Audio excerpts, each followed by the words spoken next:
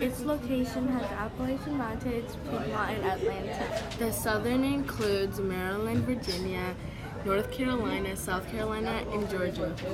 Come visit the southern colonies because there's a lot of land and you can own your own plantation.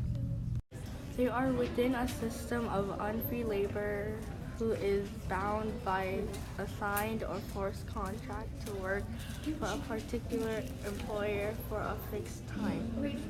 The type of jobs in the southern colony includes lumberjack, overseers, small farmers, and artisans. Some types of houses they have include slaves, cabins, cattle, pen, overseers, house, stable, tobacco, barn, kitchen, office, and smokehouse. In the southern colonies, there was a mixture of religions. They grew crops to trade and get money. Cash crops also include tobacco, cotton, indigo, and rice. The climate is humid, so it is good for the agriculture.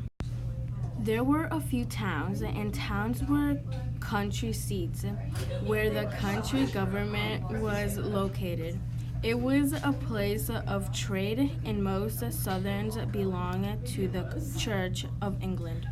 Don't forget to like And subscribe.